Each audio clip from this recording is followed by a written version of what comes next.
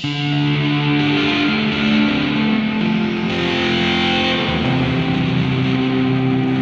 gonna be alright. All right, everyone. Welcome to the Stoa.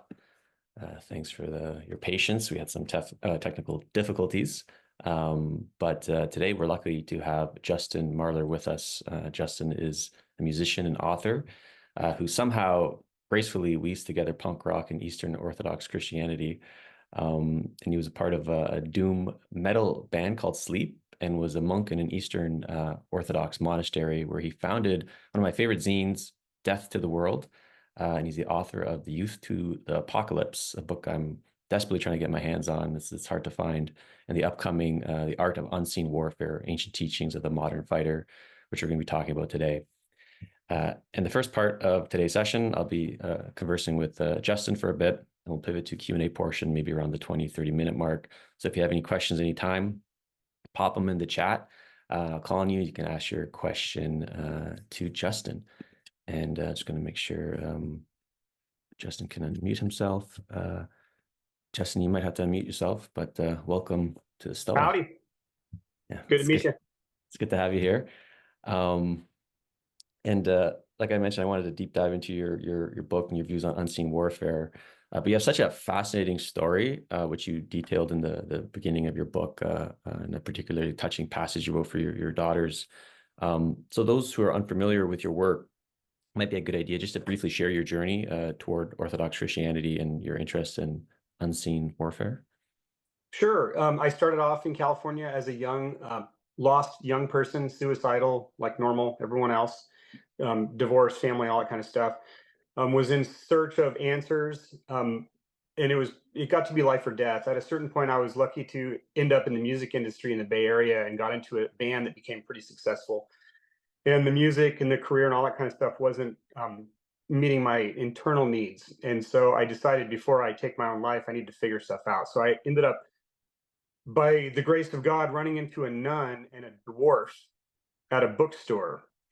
And that nun, who is now my godmother, ended up introducing me to ancient Eastern Orthodoxy, which is the Eastern version of Christianity.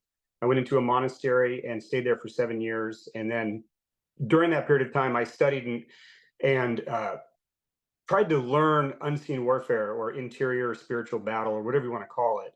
And I found that as a massive solution to all my anxiety and depression and suicidal ideation and lack of purpose. And ever since 1991, I've been on this journey of trying to collate quotes, wisdom from people throughout history that talk about this type of a thing, which is basically ancient psychology. Way before modern psychology, people were already mining this, as you guys probably already know.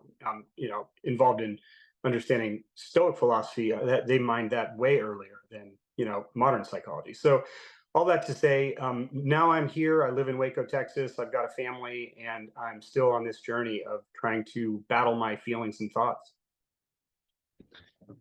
And I'm curious, you mentioned this in the book. What initially drew you to Orthodox Christianity and spirituality, given that you were seemed to be a seeker and delved in various different traditions and philosophies? Sure. As a modern American kid, I was raised with some semblance of, I guess you would call it, Christianity, Protestant, non-denominational, whatever. And so that was a sort of a bedrock of what I already kind of thought, but I didn't test those thoughts against scrutiny and critical thinking. And once I became a teenager, I started to critically think about these things and ask myself, in the pantheon of all these religions, which one do I identify with, or which one do I think has more relevance or truth, or more offers more for me in my journey?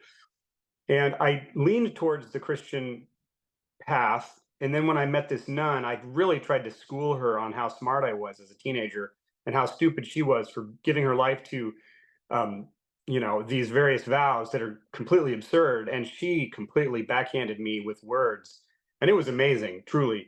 So the more I learned from her about church history, the more I realized the version that I was given was actually not even close to the original that was presented to the apostles in the early church and so on. And when I found out that this true thing actually existed still, I was thoroughly blown away and I dove deep into it.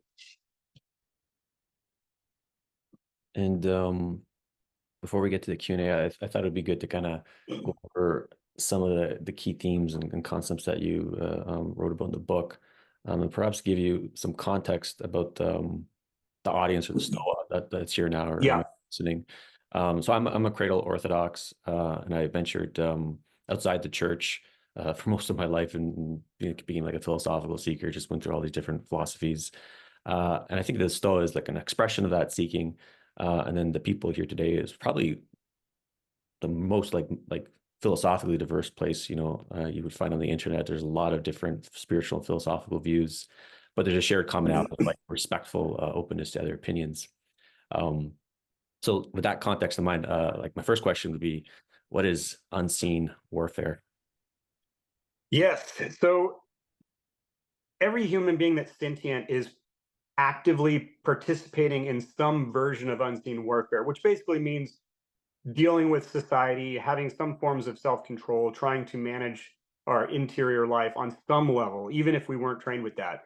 Um, it's much more effective if we actually have tools to understand that. As modern people, typically in the average family, in the average upbringing, we're not taught about how to understand our thoughts and our emotions and what the purpose is behind our life and what our destiny might be potentially. Um, so unseen warfare is the practice of trying to understand your thoughts and your feelings to order them to be in harmony with your soul.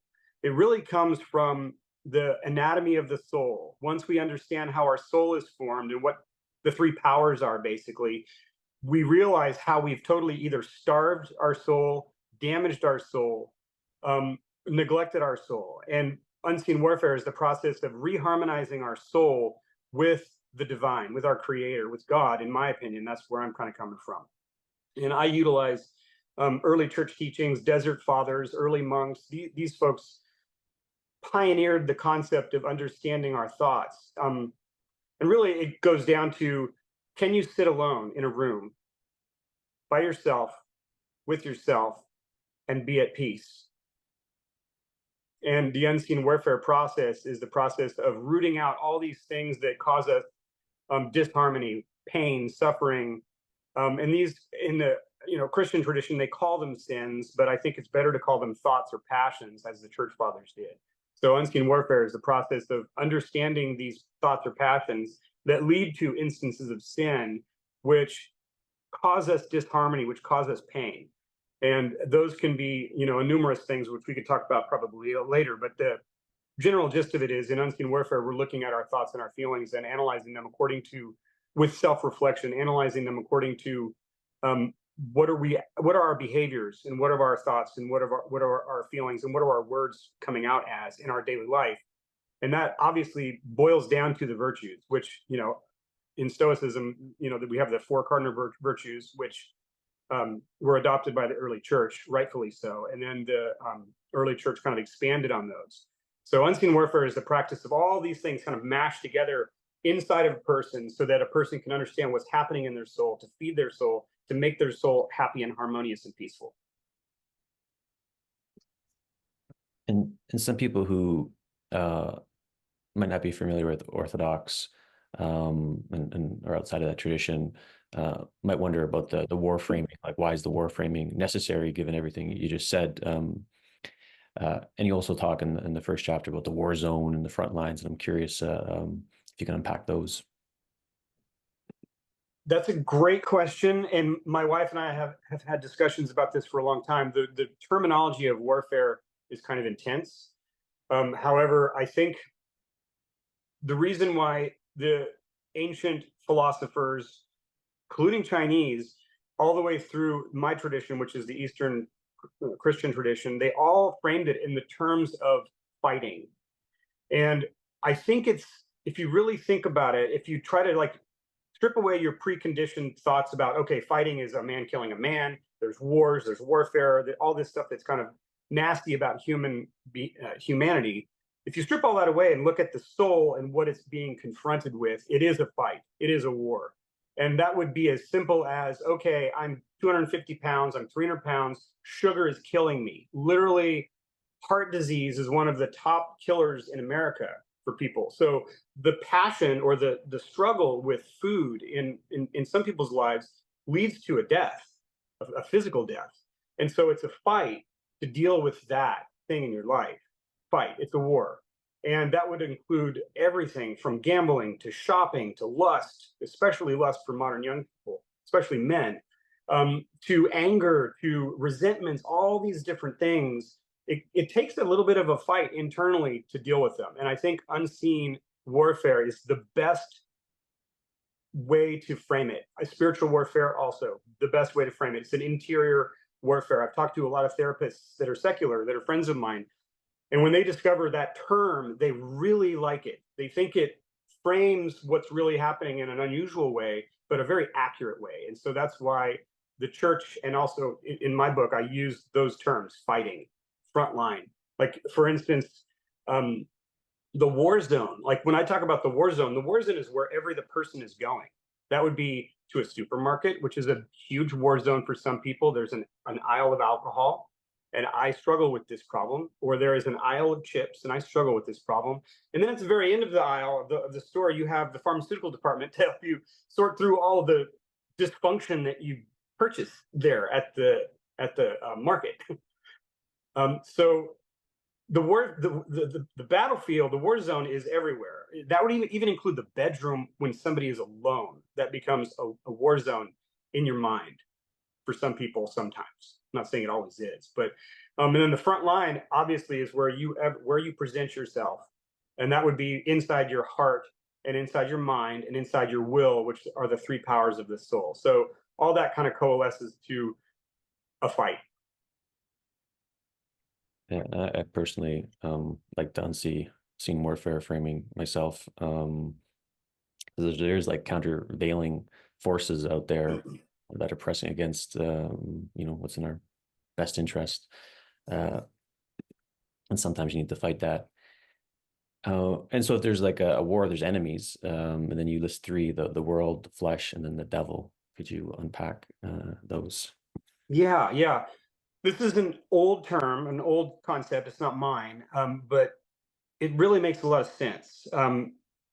The world is not people, places, and that sort of thing. It's really the world, as in all of its enticements, all its glitter, all the things that wants to draw us into desires for fame, glory, wealth, obsessing over money, obsessing over lust. The world is this sort of broad word that the early church fathers used to encapsulate this thing that wants to overpower us in our life.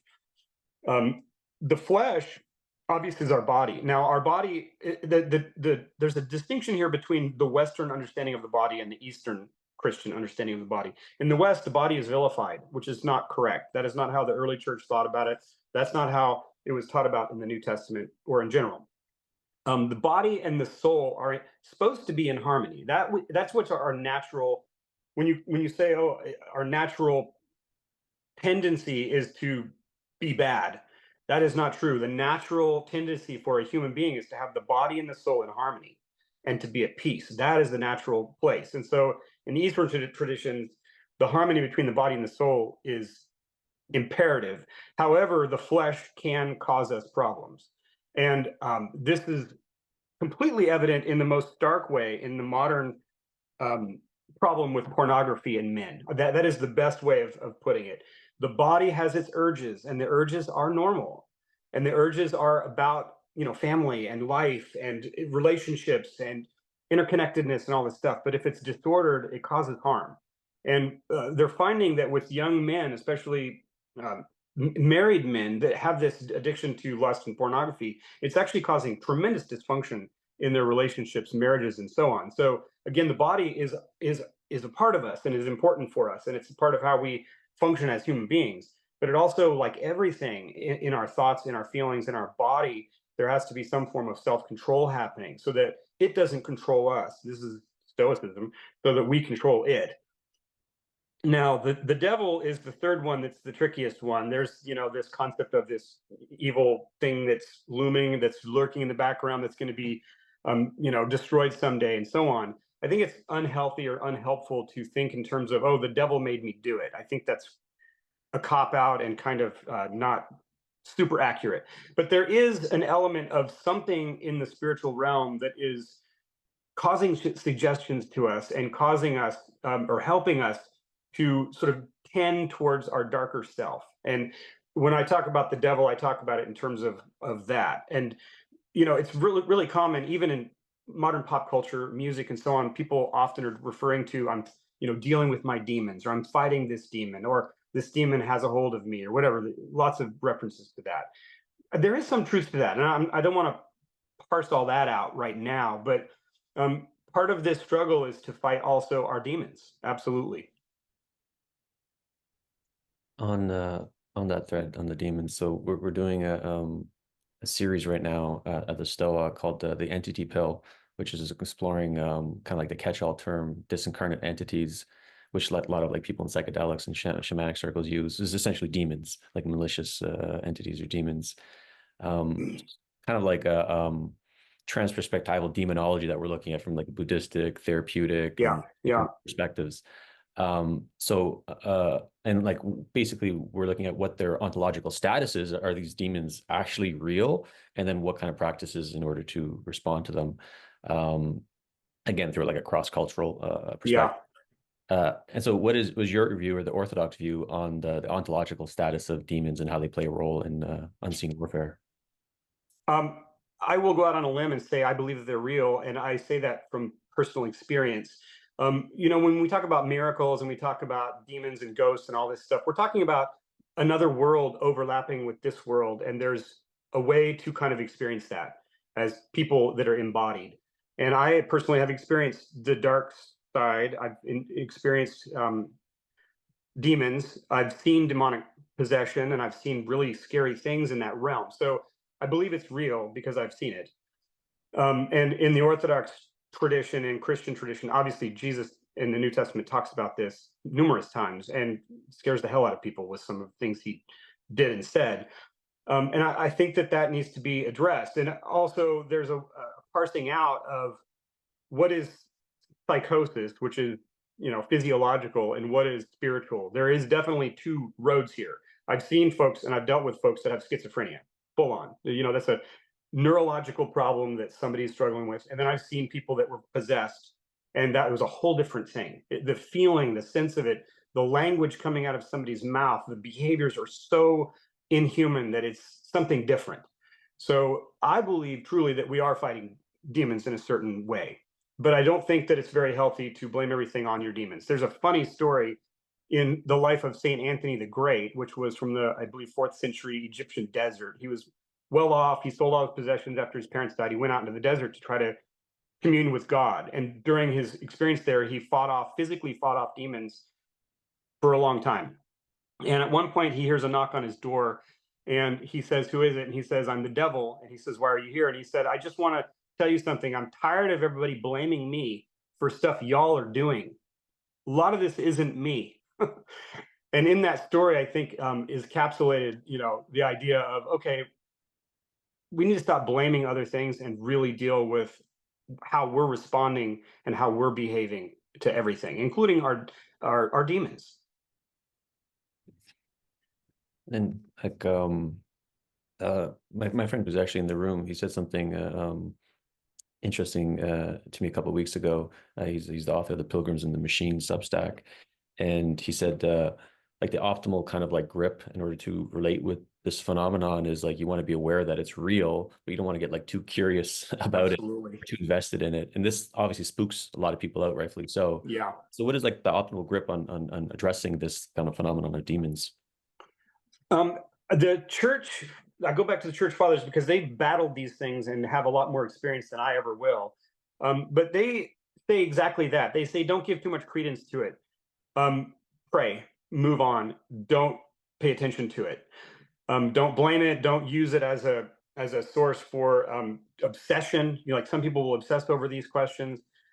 It's very easy to get kind of trapped in that. There are saints that actually functioned in both worlds at the same time all the time, and their behavior and the things they were doing and saying were so bizarre that the average person couldn't see it or understand it. Those folks are very rare that are seeing all of that. Like there's really amazing stories from St. Andrew the Fool of Christ's sake's life, where he actually sees a funeral procession of somebody who was very well known in Constantinople at the time. I think it was 9th century. Everyone thought this person was amazing, and all this saint could see is all the demons around rejoicing and being super excited. And he asked, why are they so excited? And he explained that he projected a life of greatness, but in his real personal life, he was awful. um, I think that whole thing is real. And you mentioned the saints, and I kind of have a quote of yours that I quite liked in the book, in the chat. The goal of unseen warfare is to restore one's relationship with God, which is the path towards being sanctified. In simple terms, we are all called to be saints. That we are called to be saints.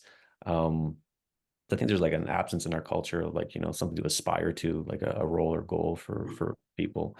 And so, and again, in simple terms, what is a saint for those who are not familiar? This is a really interesting, this is a really important question, because it really does summarize my book and what the teachings are around this regarding human purpose.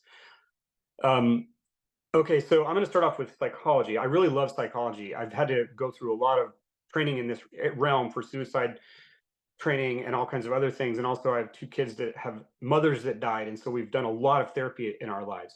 Therapy is amazing for helping somebody deal with a crisis or cope or find coping tools. And it's amazing. The next stage is where the Christian process of personal perfection happens. And this is the practice of the virtues and all the other things that I talk about in the second half of my book. The saint is somebody who realizes their full potential as a human. And that full potential, surprisingly, isn't to be happy.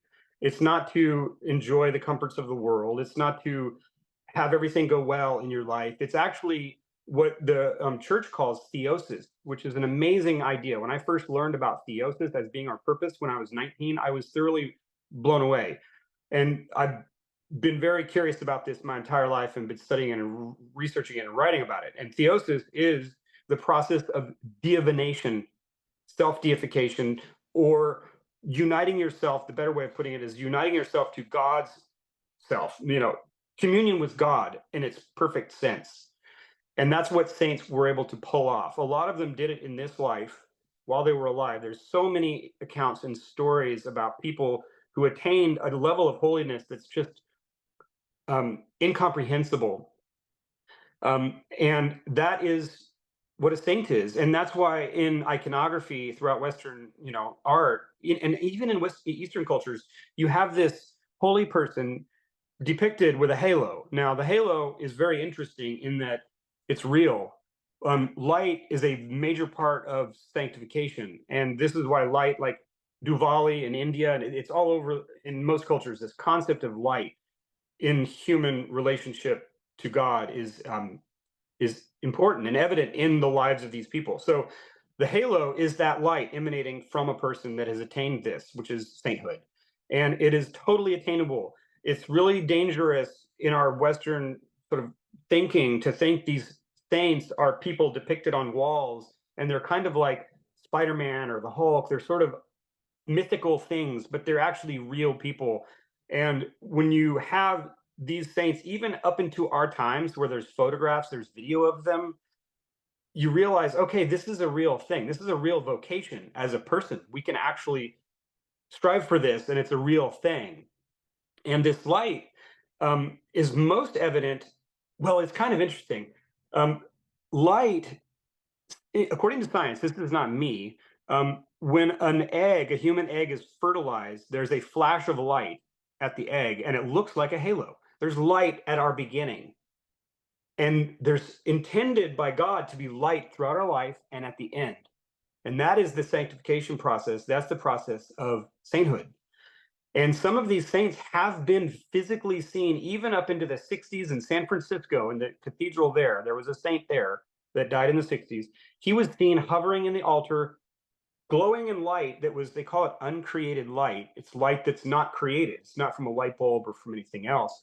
It's just emanating out of the person. He's been seeing that state by people, and it freaked them out. They didn't know what they were seeing, but that is where the halo comes from. That's where this light comes from. That's what our calling is to be a saint. And I think that that is an amazing thing to strive for. Beautiful. Yeah, I agree. Um, I'll have one more question, but if anyone has questions, we already have some. Pop them in the chat, or just put that little a hand raise emoji. Uh, yeah. So the a friend of mine, John Vervaeke, he he was all about practices, and the Stoa is all about having an ecology of practices in order to get a more spiritually rich life. Um, and then he kind of says, like, don't tell me what you believe, show me what you practice. And so for to be heavenward towards sainthood, what are the practices there you would recommend? I'm really glad you brought up the word practice. I want to make a distinction here between dogmatic theology and then what we're talking about here. What we're talking about is not dogmatic theology. We're talking about what has been called historically ascetical theology, which means practical practice, to practice this stuff. That's what it's all about. To talk about it all day long doesn't do a thing for your inner life and for your relationship with God. It's pointless, to be honest. It's really about the practice. Now, luckily, we've been given many tools by those who preceded us on what to do as a human living in the world. I spent 7 years in the monastery, and it was such a conducive lifestyle for what I'm talking about that it's shocking. And then when you leave that and go into the world, you're like, how in the hell am I going to pull this off out here?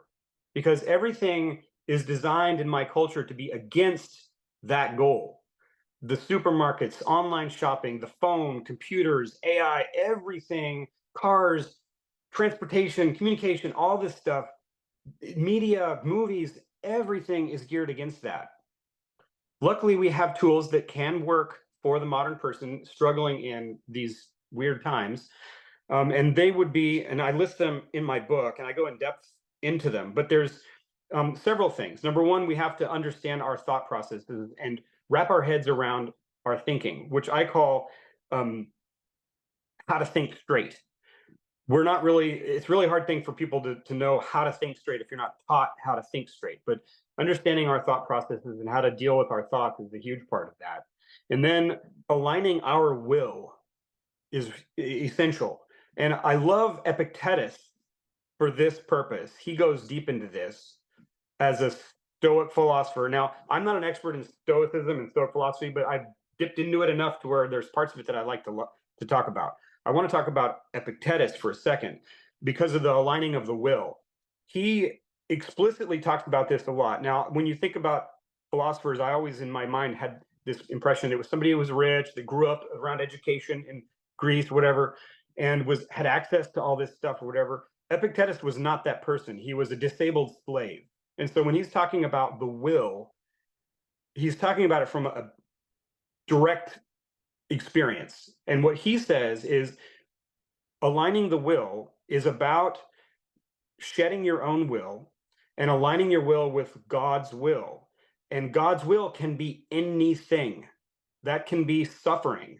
That can be times of happiness. That can be tribulation. That can be times where there's conflict. I mean, all these things. And his point is in everything, we don't just accept God's will, we actually align our will with his will. When you talk about accepting God's will, you're talking about some form of reluctance in it. Like, I'm unhealthy. I have a physical condition that will never be resolved. I have this thing that's going to torment me the rest of my life. I'm going to resist that and be pissed off and bitter, or I'm going to totally walk into it. And when I walk into it, I completely embrace it and say, God's will be done. And there's a liberation in that. So those two things, thinking and willing straight. And then the third part, which is, these are things tied to the three aspects of the soul: mind, heart, and will. Thinking, feeling, action. That's what our souls are about. So if we're thinking straight, and if our will is aligned with God's will, we automatically enter into this realm of success in our interior life, our spiritual warfare. The third thing is the heart. Now, there are numerous practices for that are prescribed according to the ancient mystics that I have dove into. I kind of distilled them down into 8 practices. Prayer, which is obvious. I can go way into that for hours, but I'm not going to. Watchfulness, which means that we're watching over our thoughts and our feelings, our movements inside, and trying to order them. Detachment is huge. The more we're attached to the world, the more we suffer. The more we're attached to our own will, our own opinions, we suffer. The more we let go and the more we're detached, the more we find peace. And the more that truth surfaces in all of these situations, it's kind of amazing how detachment is not sort of the first thing you think of as an American. I'm going to be detached. No, I want to be very attached to my things, to my status, to my career, and all that. Detachment is huge. Self-examination, daily self-examination is essential. And some of us do that on a very small, kind of automated way, but doing it in very deliberate ways throughout our day and throughout our life is huge for self-transformation. Confession is a huge one. Confession is built into some religions and churches, whatever. But there's also a form of confession that is for just the average person, which is basically blurting out the garbage.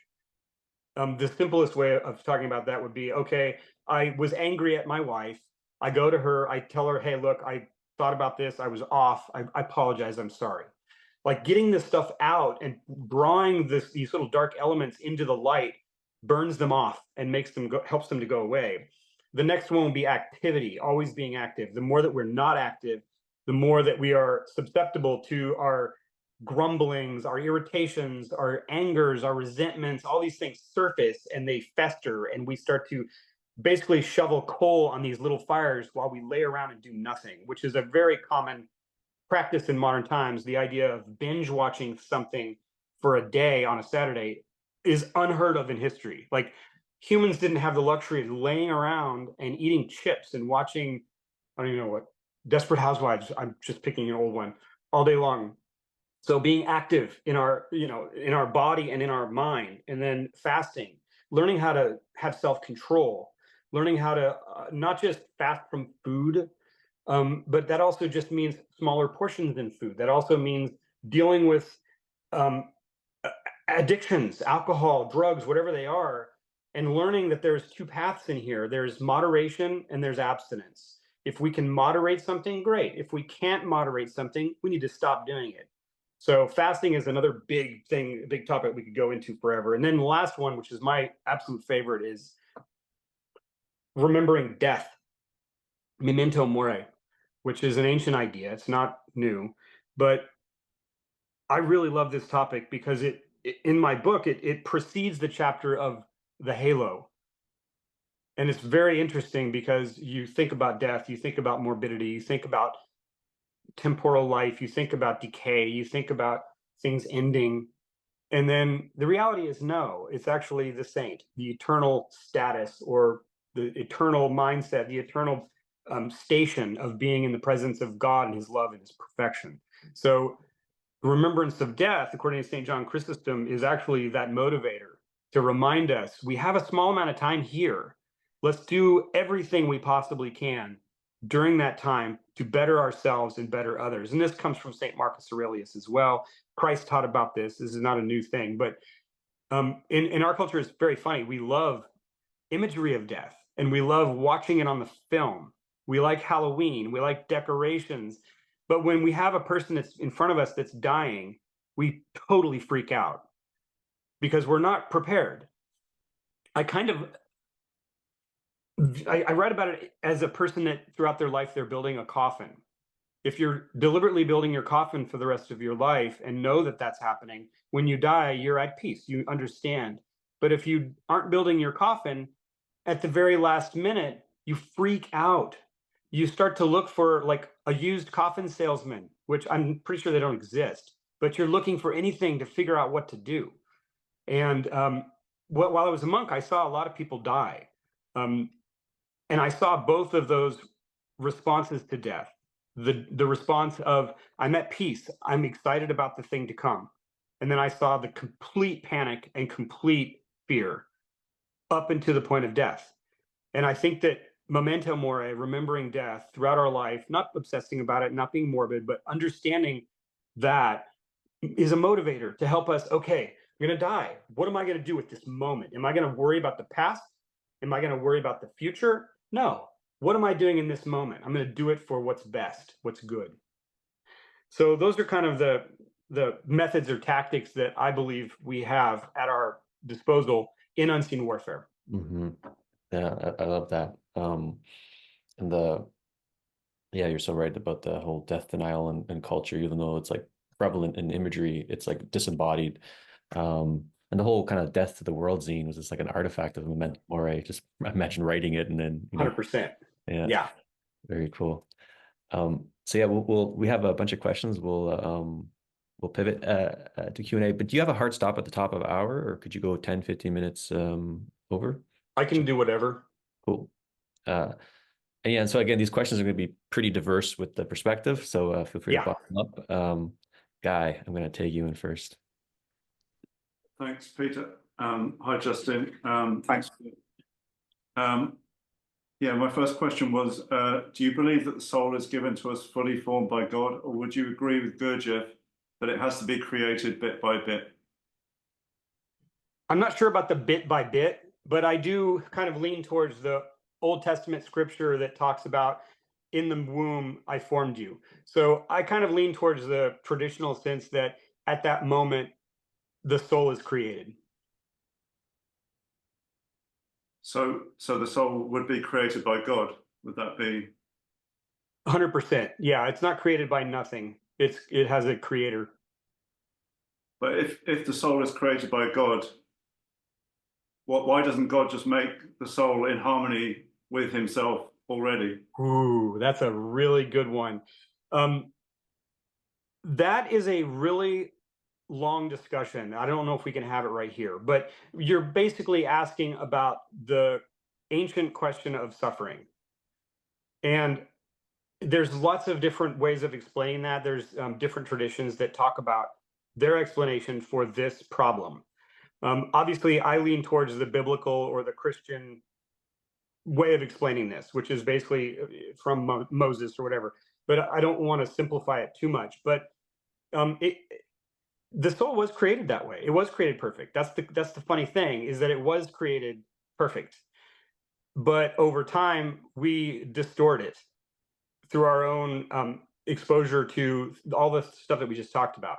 The soul is perfect. It's beautiful. It's made in God's image and likeness.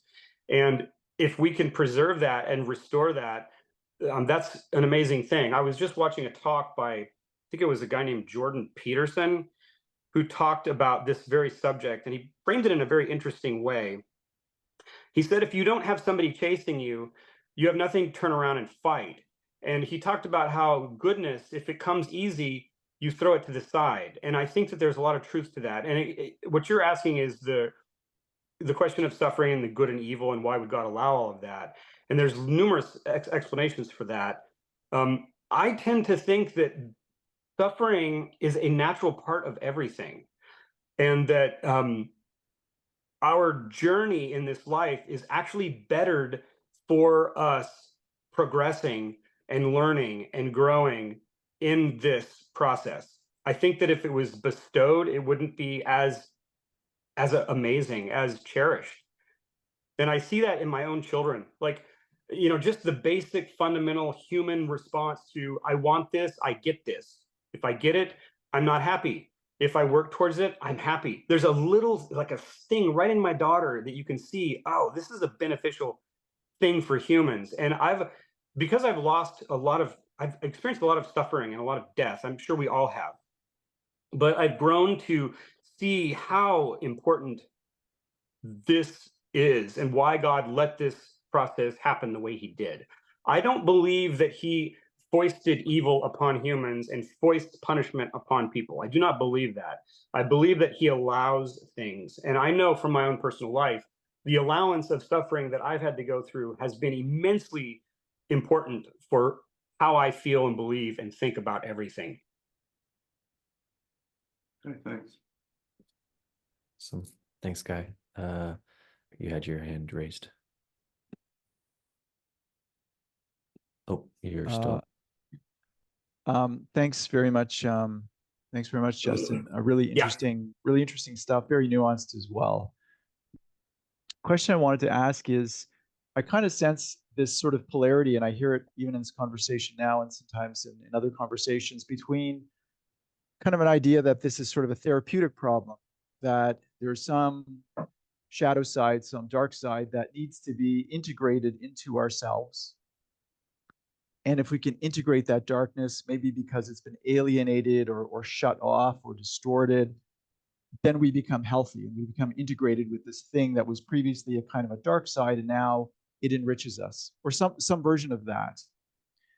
Then on the other side, there's more of the warfare kind of framing where the shadow can't be integrated. Sometimes there are things that they're not like a part of ourselves that need to be brought into fullness, or a part of ourselves that have been wrongly alienated, but they're actually an ontologically separate thing that can't be integrated, at least not in a healthy way, and that would destroy you if you tried to integrate them. So in this sort of polarity between, some people have that more therapeutic view where you can integrate the darkness, and you've got others who are saying there's some aspects of this that you can't integrate, that you actually need to exercise or get rid of. In your conversations with, quote, experts, psychiatrists, psychologists, it sounds like you've had some training or background. Have you met people, mental health professionals, who have commented on that polarity and sort of weighed in? Any thoughts on that?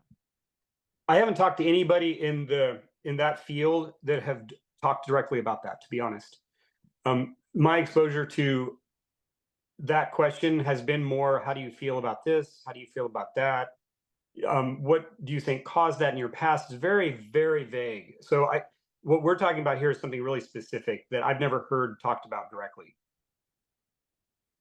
Okay, that surprises me a little bit, because the two views tend to pop up a lot, but typically in separate conversations. So in this conversation, it's interesting to me that just in some of the comments when I was glancing, somebody mentioned Jungian archetypes. Somebody mentioned something about the subconscious, which is really interesting. I mean, there's a sense in which one can think about these things at that integrational level. But then there's the traditional religious perspective, which says, no, when you're talking about demons, we're talking about ontologically real entities. You can't integrate that. That will destroy you. So it's interesting to me that I'm seeing both of these threads in one conversation, which is really rare. But I'm surprised you haven't encountered it elsewhere. That itself is interesting. I do want to talk about that a little bit. I'm going to kind of go around the surface, or around the edge of it a little bit. When we talk about demons, we're not talking about something that is needing to integrate into your life or whatever. We have to understand, demons can only suggest, they can only influence. And I think the first 3 ways of really understanding how that is real is when you are suffering from some sort of a habit or a passion or an addiction, and you're in the throes of it. The first suggestion, which I fully believe is demonic, is you're not actually you don't have a problem. And it goes back to Dostoevsky's idea that, the best way to keep somebody in prison is to convince them they're not even in a prison. And that is a demonic suggestion. And then the second one would be, put off, now that you've discovered that you're in prison, put off working out of the prison. I'll give you the file, but don't start filing yet. Just wait, give it some time. You'll get to it at some point. That's another suggestion that I fully believe is demonic. And then the third one is, once you start filing on the bars to get out, it's, hey, you're never going to succeed. You belong here. You were born for this. Just give up. Those are 3 fully demonic suggestions that I believe are real, and they play themselves out in everyone's life. But are you uniting yourself to something that's evil or demonic or anything? I think you're warring. I think you're fighting. But I have to say, I don't have a whole lot of direct experience in education regarding psychology. I have not gone to school about psychology, so my understanding of it is very peripheral. So I'm kind of I would like to learn from y'all about that. Right. Thank you. We've got a few other questions. Def, you had a question. A lot of the map you're describing seems to match Jungian psychology, shadow work, depth psychology, soul work. So there's other maps that are similar. I'm not as up to date with the Christian jargon about the path of virtue, but the classical path of virtue, that seems to be a lot of what you're mapping out. Are you familiar with the Jungian archetypes or shadow work or these other models? Very vaguely. I couldn't speak to it at all. Okay. So there's this model of king, warrior, lover, magician, and that matches with a head, heart, gut, and interesting. Spirit. Yeah. So the spirit is the will. That's a king. So I liked your pointer of like aligning with God's will. That's getting the king archetype hooked up. But one thing that's sort of maybe a difference in your approach is that the warrior archetype is framed in your label of warfare. But the body practices, it seems like they're meshed with your heart practices. Would you consider it's worthwhile to have a separate 4 parts to have a sort of body practice to sort of ground your anxiety? I think that's wise. I think that's very wise. Yeah, I like that a lot. I think a lot of Eastern psychology, like Chinese culture, talks about being in harmony with your environment and creating a lifestyle practice. So your body is in harmony, Tai Chi. So you're moving spontaneously. I totally agree with you. We had a monk that was from an Eastern tradition, and he studied jujitsu and other martial arts. And we talked a lot about this. This is one thing that never really comes up in the church fathers and the desert monks and all this stuff. And I really think that integrating some form of that into this would be amazing, because there's a lot to learn from those traditions about the body and control, especially what I saw through my friends' descriptions of martial arts. Mm-hmm. There's lots of self-control built into it. And as a kid growing up watching Bruce Lee, I liked the action scenes. I was dumb to the idea that he was actually performing tremendous self-control in the background as a part of the narrative. And I think that there's a lot that can be learned from Eastern and Western traditions, Christian traditions, from that tremendously. Absolutely. So I wonder with any of the Christian traditions, are they using collective rituals? Because that's part of how Eastern traditions teach restraint and harmony. There's just rituals on rituals on rituals, and it's this muscle of monitoring the collective movement, which is really different. That's interesting. I don't know what collective ritual is in your definition of it, but in the Eastern, and the Western traditions, there's a lot of ritual. In fact, my wife, who comes from the Protestant background, was overwhelmed by the amount of ritual. Community ritual, public ritual. And every time that we go to church on a Sunday and there's the liturgy, which is a community ritual, and then it's followed up by a baptism and they surprise you with it, my wife rolls her eyes like, oh gosh, another hour. We're going to tack on another hour to my day here. We do a lot of community ritual, and it all goes back to, in the Christian tradition, the Last Supper, which is our epic community ritual, which is, there's numerous books about how this is about food, the body, and the spirit, and food for the spirit, and how all this merges together from the garden and eating from the tree of the knowledge of good and evil, all the way through the desert manna in the wilderness being given to the people that were out there, all the way through to the crucifixion and it being totally fulfilled, and the chalice and all this stuff.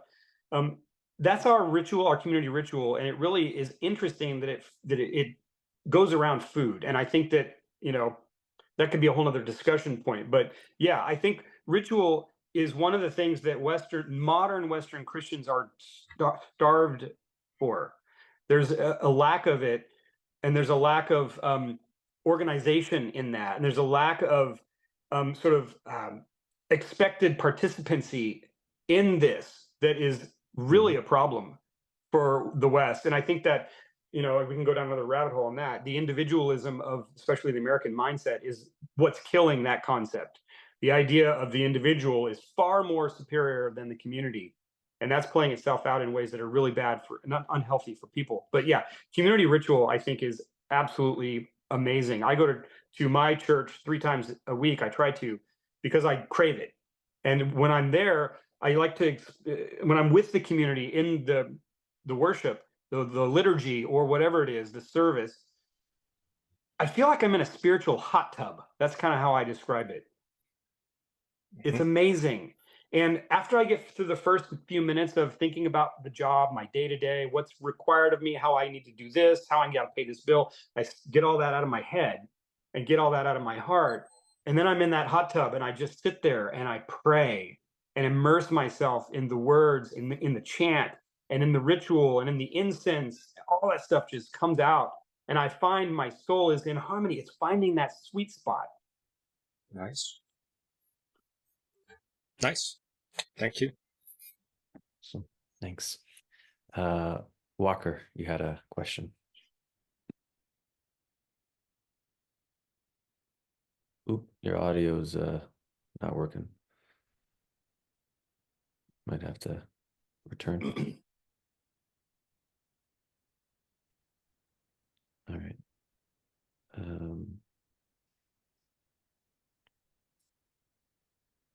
No, we'll go back to you, Walker. John, you had a question.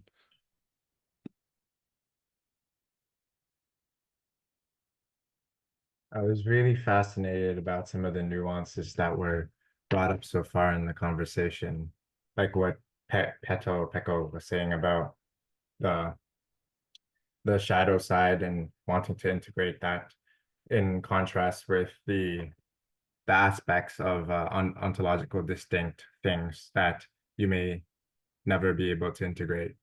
And what's coming up for me is it's the framing of warfare, and how some of these practices that you've shared with us makes me wonder about the other side.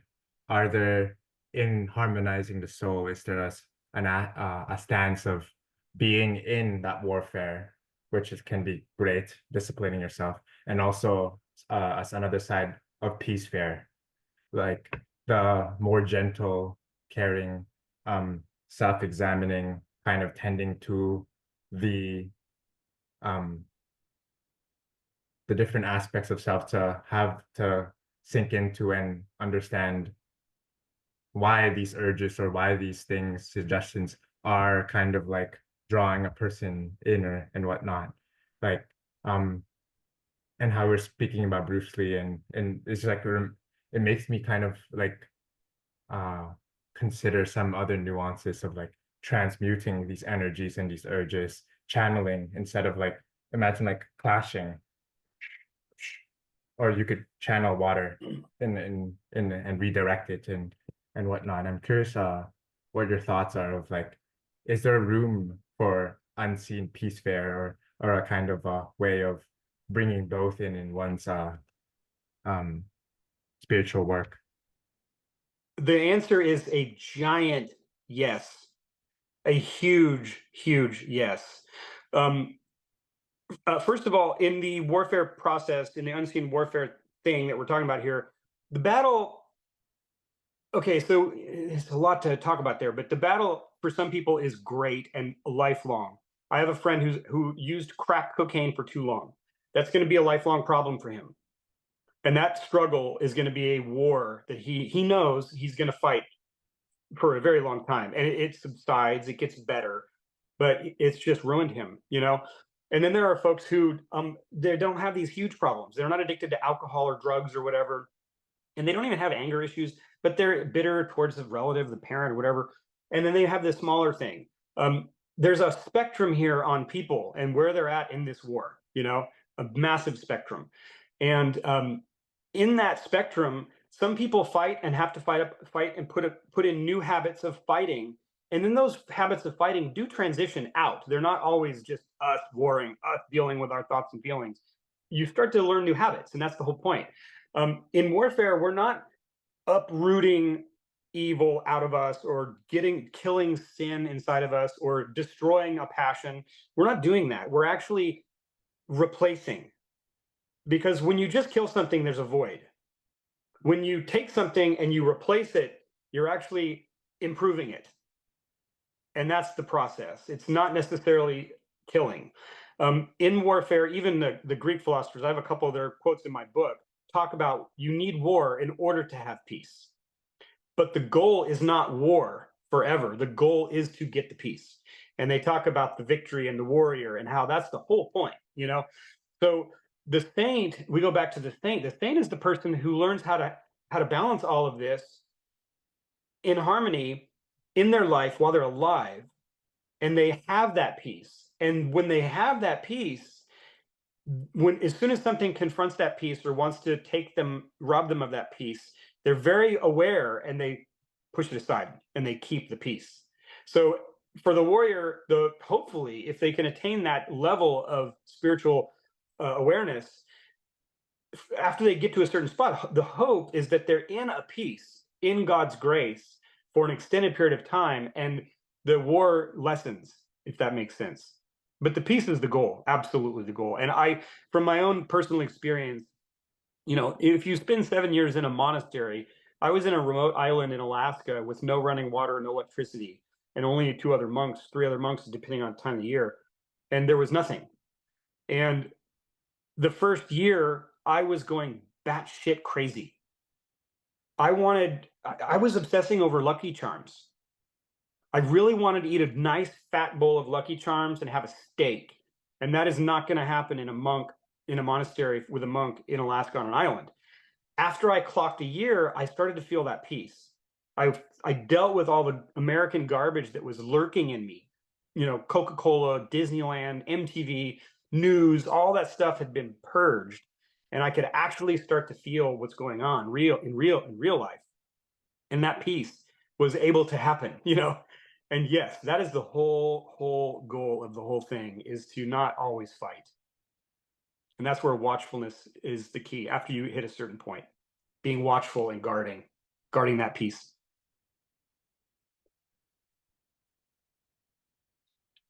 Any follow-up share or question, John? No. Awesome. I think Walker has his audio working. Yeah, we'll give it a Morgan. Yep. Okay. Hey, Justin, I just want to go back to one of your earlier comments about being unable to sit in a room alone. Yeah. And how that's kind of related to Blaise Pascal's like Exactly. humanities problem. Yeah. Yeah. And I'm just thinking about like the in the world, but not of the world. Like you had this ability to retreat to this Alaskan monastery and kind of take I don't know if it was necessarily a Luddite approach towards technology, but it enabled you to get distance from technology. And you know, currently the average adult spends about 8 hours a day on screens. Yeah. And I'm kind of wondering what your perspective on that is, the digital fast. There's this new thing, and it's kind of got a vulgar name, but it's called raw dogging flights. And it's where you do no screens or no stimuli on the entire flight. And I think it's pretty incredible, because even though it's a simple act, it's like, whoa, somebody can actually do that now. And yeah, I'm wondering how you think we approach this sort of this unseen warfare with this gravitational pull towards screens. Yeah. I'm really glad you asked that question. You know, I have 5 kids, 2 are mine, 3 are through marriage. And this is, you know, the screens, media, all this stuff is a constant presence in our life, despite how I wish it was a lot smaller of a presence. You know, I grew up in the 70s and 80s where, you know, we just didn't have any of that. And when we had a computer with 5 channels, it was very simple. In the modern times, I write about this in my book, and I have articles that I've written about this too. These same principles apply to everything, but what we're dealing with now is unprecedented in human history, where you have this, I really call it a god. It's a god in our life that is plays a major role, and it's become a feature for modern people. And that feature is has some benefits. Okay, there's some aspects that are, helpful for humans, and then there's a lot that's not. And we're seeing, just in psychology and reports and studies that are coming out, they're realizing this is not that amazing for humans to have all this. So when it comes to my personal life with this, is we're on a device right now. I view screens as the new deity. There's three deities in modern culture, and that's science, the screen, and satiety. Those are the three things that we worship to a degree that's not healthy. And with the screen component, I personally take the approach of detachment. I use it when it's necessary for my work, because I have a job, and I use it for communicating with some people, and then I'm pretty much done. That's how I use it. So with these modern things, you can still apply these ancient principles of self-control, which is one of the 4 cardinal virtues, and detachment. As soon as you realize that you're attached to it, which is the planes scenario, that's when you know, this is not healthy. I'm not detached from this thing. It's actually causing it to control me in some way. That's a red flag. So I would apply that to media, movies, music, everything. None of these things are intrinsically evil. But if just like any tool, if you overuse the tool or obsess about the tool, it's disharmonious. And you feel that. There are some times where I will go to my daughter, she's 16, going on 17, and I don't have any rules around this because I don't want to control her. I want her to learn self-control. And she actually, I'm proud of her. She's learned that to some degree. But after she's been watching a program or something for too long, you can tell she comes out of her room dissatisfied, irritable, discontent, restless. And it's a direct correlation between her inactivity and her passive engagement in these screens for so long that caused her to be a little bit deadened, So with the screens, with internet, with viewing media, and especially news, which is not even news anymore, obsessing over these things, and just not exposing yourself in a controlled way sometimes, just because you want to see about something, that's fine. But as soon as they're controlling you, that's a red flag, and that's how I view it. Though I wanted to add one thing to that too.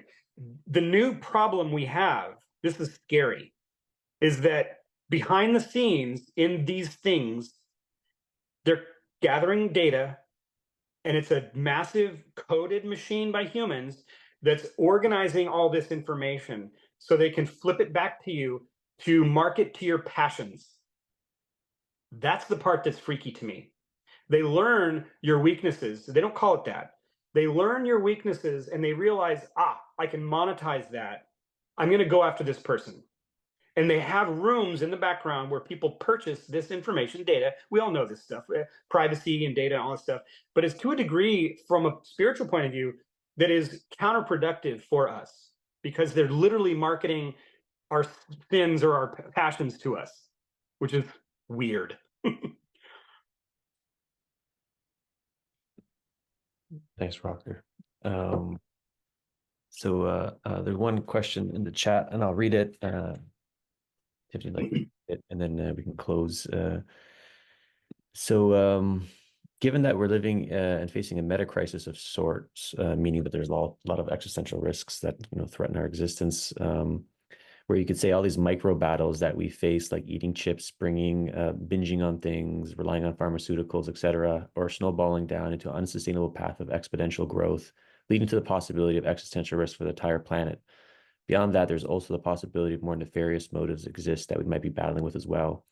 So do you think that we have the opportunity as a culture or a certain cross-section of the culture to step into sainthood at this time as a call to greater spiritual battle? Oh my goodness, yes. Yes, please. Please. It's totally attainable. It's completely attainable and there for us. We only need to reach for it. It's really amazing. The smallest efforts towards sanctity produce great results and great grace to encourage us on that path. Again, it just requires us to be watchful, be detached, be prayerful, self-examine, watch our thinking, understand our will. These few things, if we order them, sanctity is right there, lurking behind everything, wanting to control us and help us understand things and help us influence things. When one person can acquire some minute amount of this holiness, this peace, it's infectious in a good way. Going viral in the modern sense is awful, but going viral with regards to the Holy Spirit is truly remarkable, and it's life transforming for yourself and for others, and it's very doable. I can say that. I hate to say it, but from my own experience, it's totally possible. It just requires work. That's all. Beautiful. I feel like that's a really good spot to gently close on. I'll make some closing announcements in a moment, but Justin, any parting words or final thoughts you'd like to leave us with?